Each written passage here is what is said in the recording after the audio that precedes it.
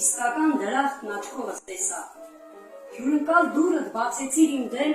խուստուկը հրխրող շպտաց դեմատեն։